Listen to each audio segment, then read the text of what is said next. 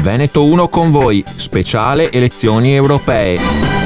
Candidati e programmi a confronto. Veneto 1 con voi, speciale elezioni europee, candidati e programmi a confronto. Ben ritrovati sui 97.500 di Radio Veneto 1 e ben ritrovati anche per chi ci sta seguendo attraverso i nostri canali video. Oggi è il turno di Laura Puppato, candidata nella lista del Partito Democratico, che saluto e ringrazio per essere qui in studio. Grazie particolarmente a voi e buongiorno a tutti gli ascoltatori. Allora Puppato, prima di entrare nei temi politici di questa scoppiettante campagna, immagino anche faticosa campagna elettorale, le chiedo come ha trascorso questi 12 mesi, un po' di più, lontano dal Parlamento, no? Lontano dalla politica fatta in un'aula.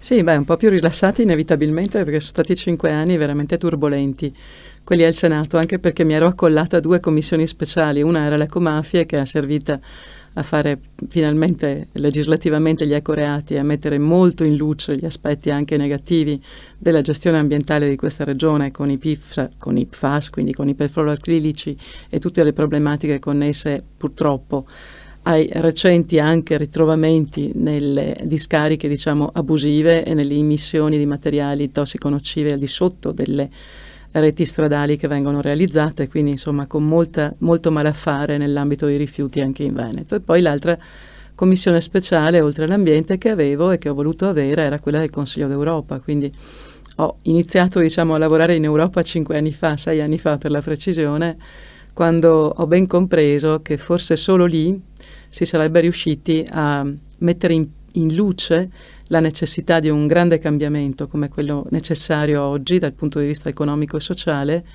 proprio perché, come insegnano i padri fondatori, da De Gasperi a Monnet, riusciamo probabilmente a costruire economia lavorando però per obiettivi alti, che è la politica, cioè la possibilità oggi di riuscire a fare piani che siano effettivamente capaci di futuro si riesce a farlo solo nell'ambito di istituzioni europee e molto più difficilmente nell'ambito più locale, per il semplice fatto che l'ambito più locale è troppo connesso con la necessità immediata e non ha capacità di visione, cioè una politica oggi sterile, quotidiana, ma non in grado di approfondire le questioni rilevanti per l'umanità, oltre che per la nostra salute e la nostra capacità, di competere sui mercati internazionali, per cui l'unica possibilità è rafforzare l'Unione Europea. Quindi già ho cominciato 6 anni fa a lavorare a questo. E un anno di sabbatico quindi è stato utile per rafforzare e ritrovare quell'energia necessaria per svolgere i ruoli politici a questo livello, ed è stato utile anche perché mi ha permesso di tornare a lavorare davvero alla base, sul territorio, cosa che non era fisicamente possibile prima, considerata la massa di lavoro che siamo stati costretti a fare. Qualcosa è andato anche storto, ricordo il referendum sulla riforma costituzionale, ma ci ha comportato 2 anni di lavoro, quindi tutto questo evidentemente ha pesato.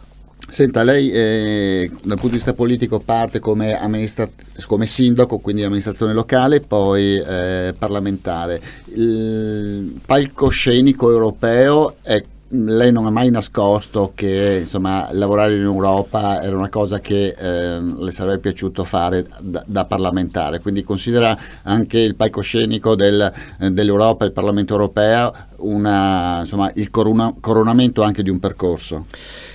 Io penso che più che il coronamento sia in realtà un obiettivo, nel senso che, come dicevo poc'anzi, credo che l'Europa sia la risposta, non ce n'è un'altra, non è possibile.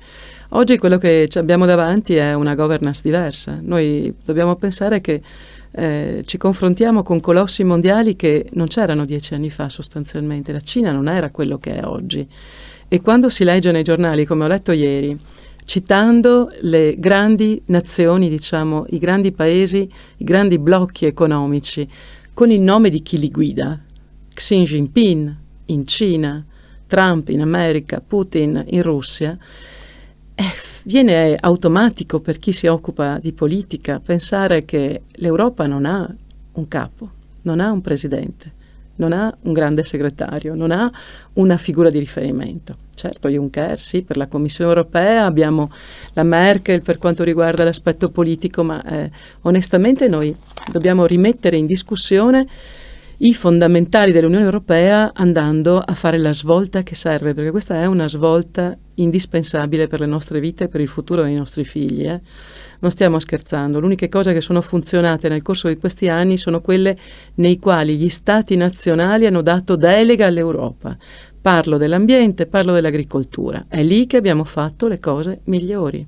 È lì che abbiamo saputo portare avanti politiche intelligenti, sane, responsabili e, nella stragrande maggioranza, è lì che siamo riusciti anche a crescere come paese dal punto di vista qualitativo. Guarda un po' tutto il resto, welfare, politica estera, difesa, gli aspetti relativi alle migrazioni, tutta la questione relativa alla fiscalità, dove ci sono i problemi, e ce ne sono di enormi interni all'Europa, perché noi viviamo in una realtà dove i conflitti di interesse e gli aspetti purtroppo di concorrenza sleale sono quotidiani, va bene, all'interno dell'Europa, pensare che cosa accade fuori dall'Europa senza una guida europea. Bene, tutto questo ci dice che adesso è il momento per andare in Europa a dire chiaramente che noi vogliamo un'Europa davvero capace di rispondere alle richieste, ai rischi che stiamo vivendo. Senta, uno dei temi di questa campagna elettorale, in chiave elezioni europee, è il tema dell'immigrazione. Sì. Lei, immagino, se concorda col fatto che l'Italia è comunque rimasta lasciata sola, è stata lasciata sola dall'Europa al centro del Mediterraneo come unica terra ad accogliere questi disperati. Ah, certo, è stata lasciata sola, allora, non completamente, perché c'è stata la missione Sofia e c'è stata una disponibilità purtroppo molto tardiva da parte dei paesi europei più, diciamo, amici, tra virgolette, dell'Italia, certamente non Orban, certamente non Visegrad, certamente non gli amici della Lega e dintorni, che sono quelli che hanno semplicemente respinto qualsiasi possibilità in questo senso, creando i muri e mettendo in difficoltà anche l'Italia. Ma la cosa pazzesca, non ridicola, assurda e che non va detta abbastanza volte agli italiani è che chi ha votato contro un dispositivo che l'Europarlamento aveva comunque saputo emanare a maggioranza, ma l'aveva fatto, era quello di recuperare il Trattato di Dublino e di rafforzarlo attraverso il vincolo obbligatorio della suddivisione dei migranti, oltre che incrementare le politiche europee di aiuto effettivo all'Africa, perché noi finora dall'Africa abbiamo solo prelevato. Quindi c'è anche una restituzione indispensabile da parte dei paesi occidentali in assoluto. La Cina dovrebbe farlo perché sta sfruttando forse più di altri in questo momento l'Africa, ma il tema dell'aiuto all'Africa, il tema della obbligatoria suddivisione dei migranti è stata sbeffeggiata con un voto contrario da parte della Lega.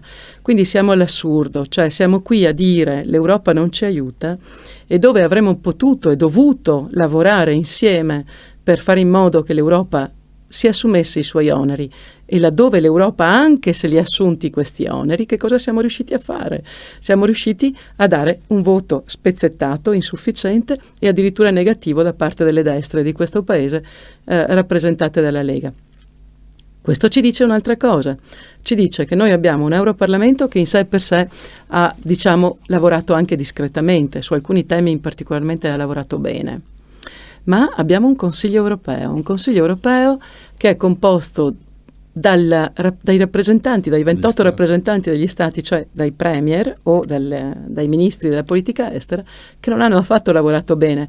Hanno lavorato con quella logica sovranista e nazionalista che è mortale in questo momento, perché guarda l'interesse immediato non solo magari del proprio paese, che non è neanche vero, perché lo sappiamo come l'Italia si è comportata rispetto al tema Dublino, ma addirittura va contro gli interessi del proprio paese perché magari ha un interesse immediato di consenso in quella determinata area geografica piuttosto che in quella determinata categoria economica.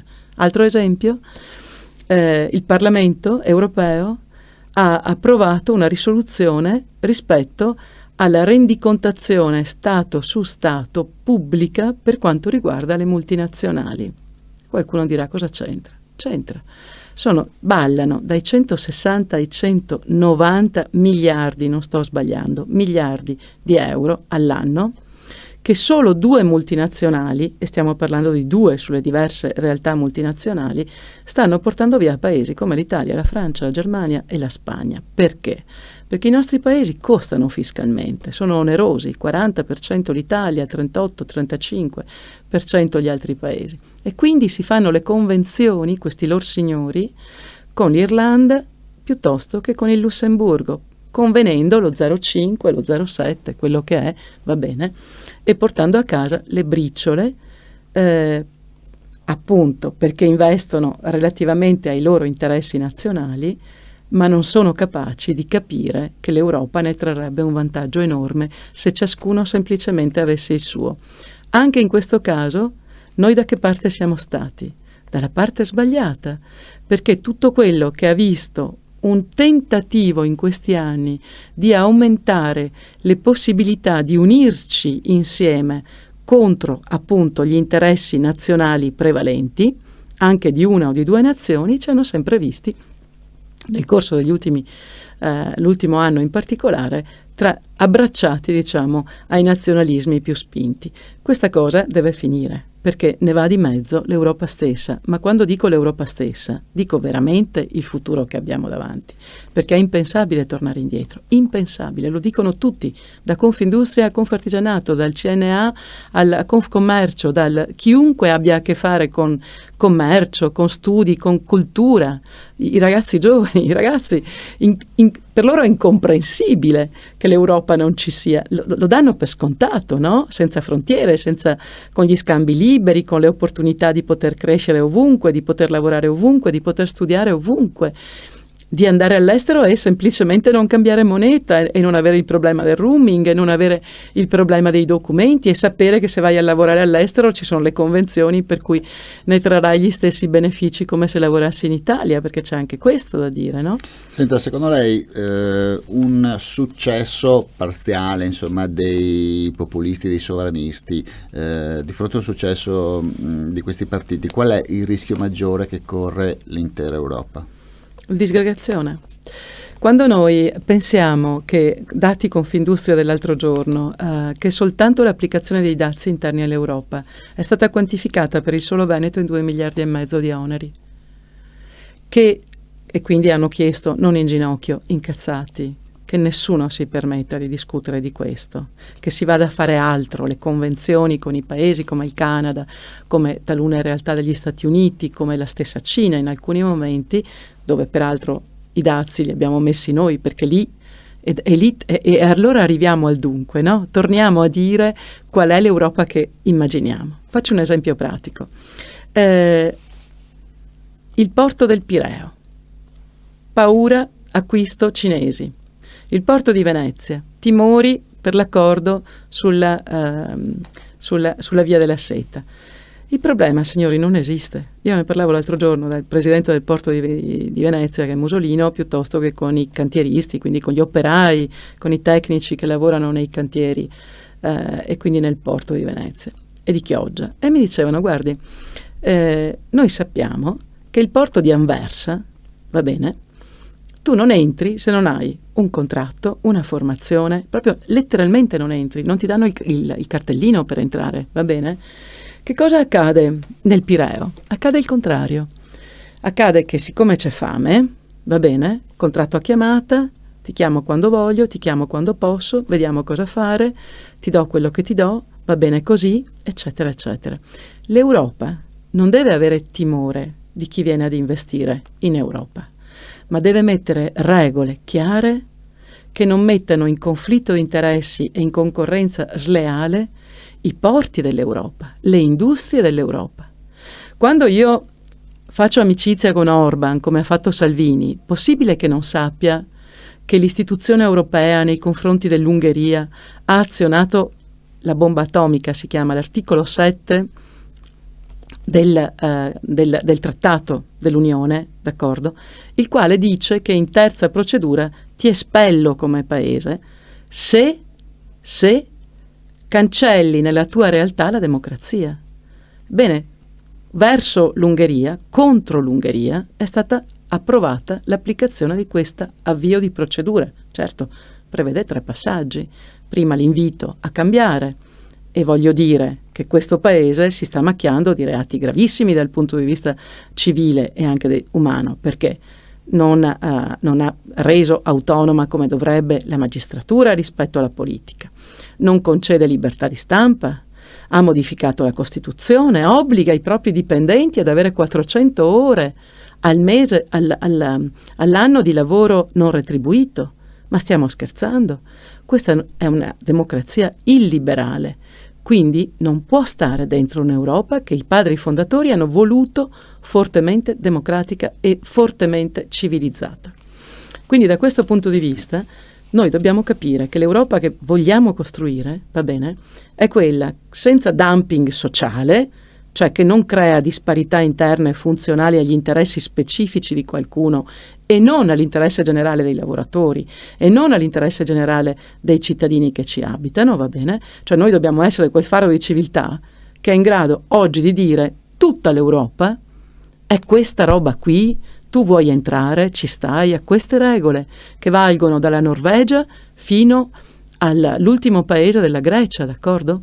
Perché altrimenti soli, fragili, perché insomma diciamocelo, l'Italia è lo 0,7, lo 0,6 della popolazione mondiale, cosa pensiamo di fare? Senta, lei si candida per il Partito Democratico, Sì. 5 anni fa era il culmine massimo, no, a livello di voti del Partito Democratico, poi c'è stata la fase Renzi con insomma tutte le vicende, e è bastato cambiare il segretario per cambiare anche indirizzo del partito e per dare la svolta.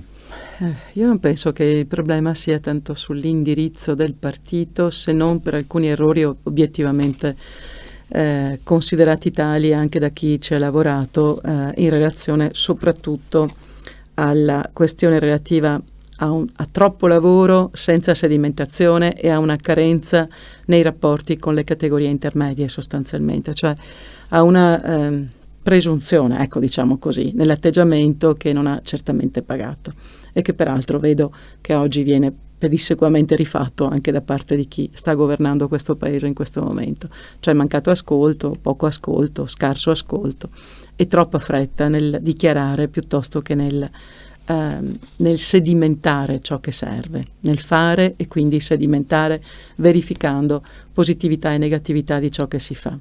Questo è stato l'errore e l'errore va sicuramente rivisto e ridimensionato e possibilmente non riproposto. Dall'altra devo dire che il caso, diciamo, come segretario Zingaretti non è stato ancora valutato, non è valutabile. Penso che abbia interpretato bene un ruolo che è quello di, come dire, far uscire dalle secche in qualche modo il Partito Democratico, però penso anche che Zingaretti debba avere qualche po' di energia più positiva rispetto a un passato di cui non possiamo non essere che in parte orgogliosi, soprattutto guardando il presente. E non sto parlando solo del PIL, non sto parlando solo del 1.100.000 occupati in più, sto dicendo di un aumento della paura che c'è nell'Italia, di un incremento della violenza che questo paese manifesta quotidianamente e che non fa bene allo spirito sociale, alla realtà della convivenza pacifica tra di noi. Quindi auspico che torni quella qualità nelle istituzioni volta a rasserenare le persone e non a istigarle.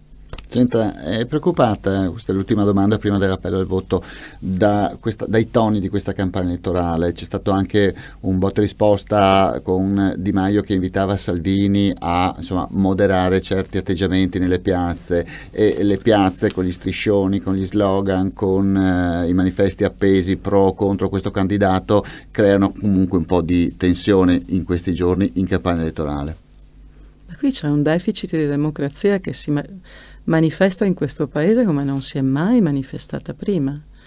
Cioè è veramente spaventoso quello che sta accadendo, per come sta accadendo, per la presunzione, come dire, di chi guida un ministero delicatissimo come il Ministero degli Interni, dove tutto vogliamo fuorché tornare, diciamo, a Tambroni o a quella destra, diciamo, che faceva l'occhiolino, per così dire, alle forze più estremiste, che certamente non aiuta.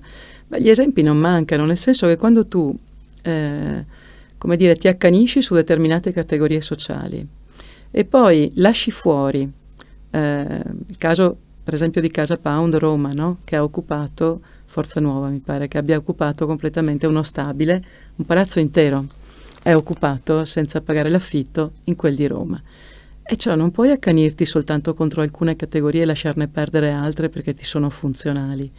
Cioè il tuo compito è di essere obiettivo, di avere a cuore le persone, tutte, indifferentemente, di qualunque età, colore e razza, ma non solo perché lo dice la nostra Costituzione, perché lo dicono 2 guerre mondiali che abbiamo vissuto nel 1900, quindi vogliamo smettere di riprodurre atteggiamenti che oggi fanno davvero pensare che stiamo entrando di nuovo in una sorta di regime. Questa cosa è pericolosa e ovviamente mette in luce e crea sostanzialmente quel conflitto così, insomma, così palese, così evidente come non c'era mai stato dagli anni 70. Ultimi 30 secondi, un appello al voto. Perché votare Partito Democratico? Perché votare Laura Puppato? Votiamo Partito Democratico perché è l'unico che mette in fila le questioni di questa Europa, in particolare dando assoluto valore al lavoro, ai giovani, all'ambiente. Votare me significa avere una persona che, insomma, nell'Europa crede e ci vuole vivere e lavorare, ma soprattutto una persona che per la sua storia, che ha un valore, e per le sue competenze può, credo, essere molto utile a questo paese, ai giovani di questo paese e anche alle imprese, ai cittadini, alle famiglie, alle donne di questo paese, per portare avanti politiche contro le diseguaglianze che esistono all'interno dell'Europa e che ho cercato di spiegare oggi, così come a favore di politiche ambientali. Io ho inserito come obiettivo primario un grande piano Marshall contro i cambiamenti climatici, che per l'Europa significa molto lavoro, molta ricerca, molta capacità di innovazione, e noi siamo il popolo giusto per credere in questo con la nostra forza e la nostra intelligenza. Quindi spero veramente che riusciamo insieme a costruire l'Europa migliore per il domani e per i giovani. Grazie a Laura Puppato, candidata del Partito Democratico alle europee del 26 maggio. Grazie anche a voi per l'attenzione e l'ascolto. Restate sintonizzati sui nostri canali video e sui 97.500 di Radio Veneto 1. Arrivederci. Veneto 1 con voi, speciale elezioni europee. Candidati e programmi a confronto.